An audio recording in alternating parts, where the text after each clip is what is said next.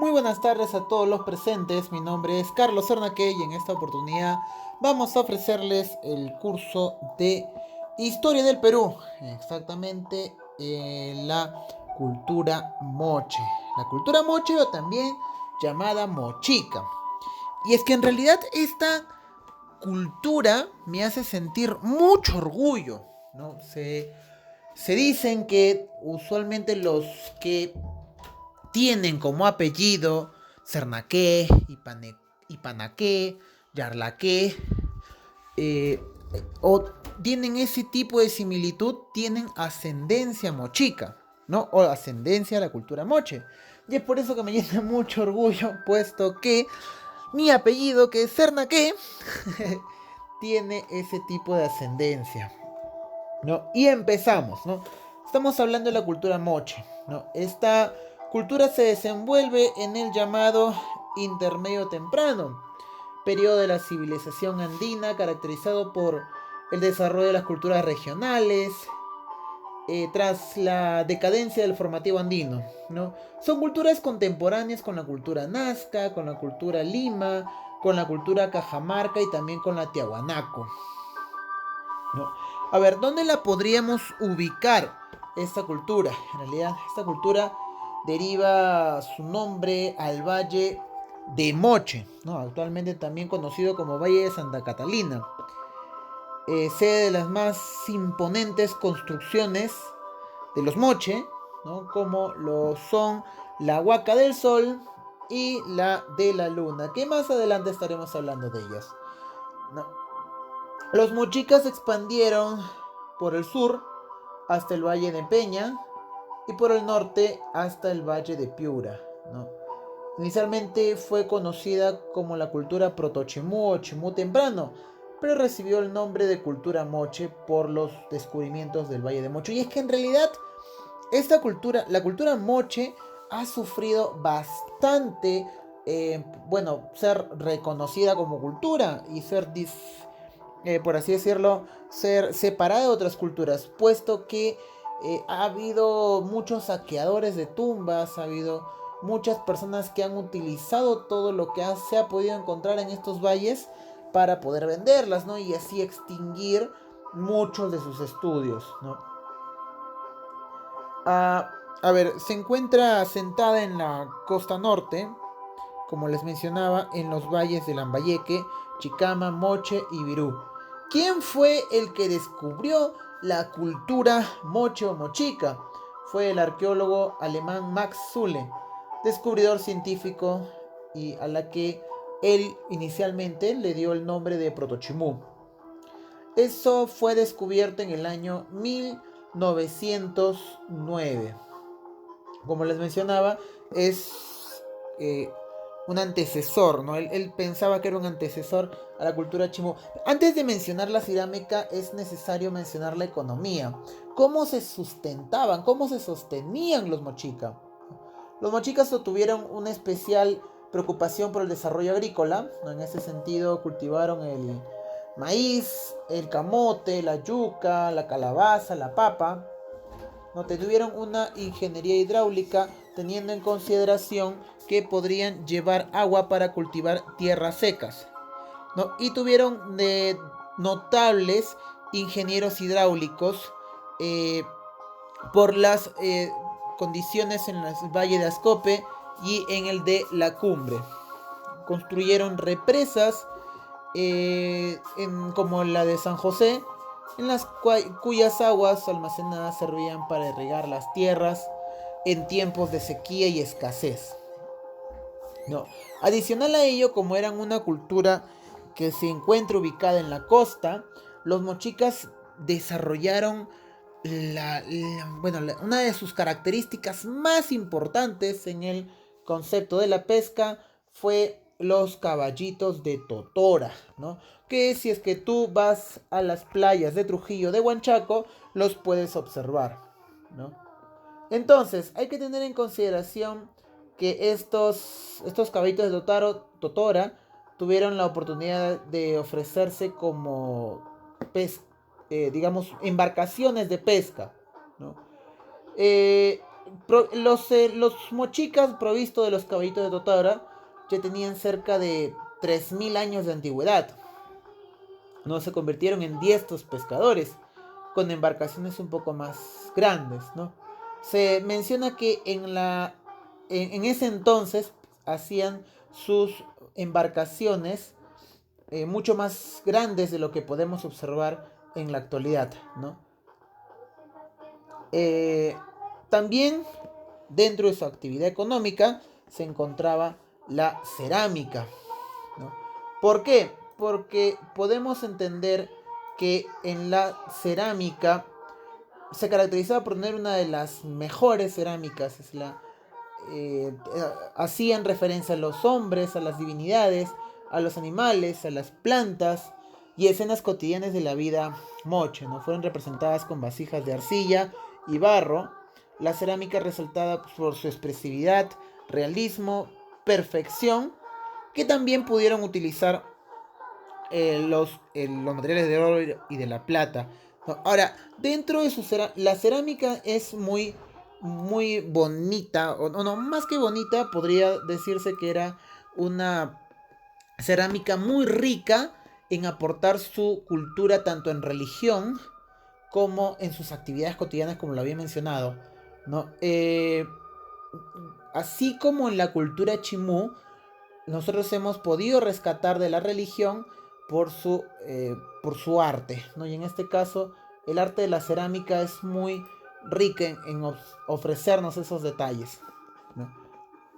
Debido a que, como lo estábamos haciendo con la cultura chimú, los mochica tenían una adoración por los dioses que podían ser animales de manera específica, ¿no? Como el jaguar. También lo podemos encontrar en los chimú.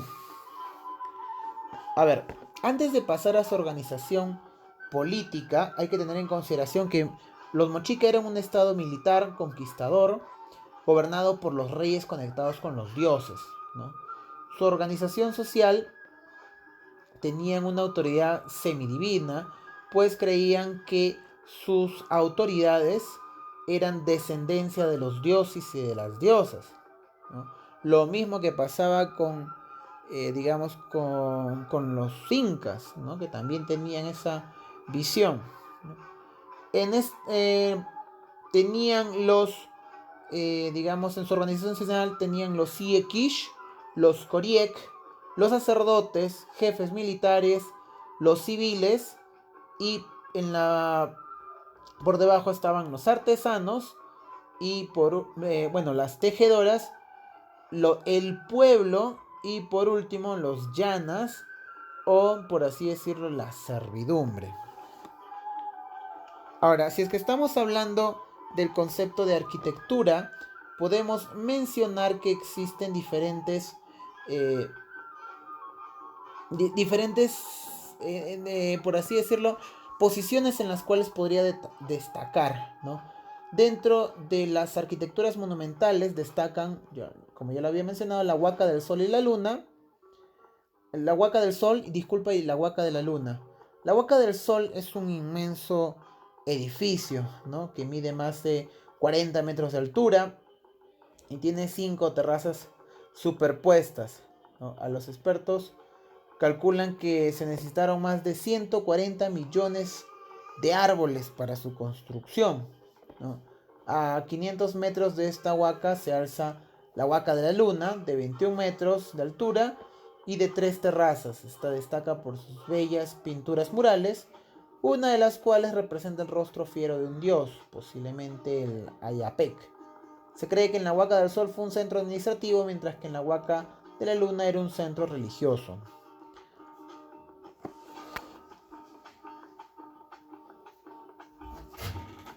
Ahora, si es que estamos hablando de conceptos si es que estamos hablando de conceptos de los, por así decirlo, quiénes eran los líderes de de esta cultura, bueno, se sabe muy poco acerca de cómo eran sus líderes, ¿no?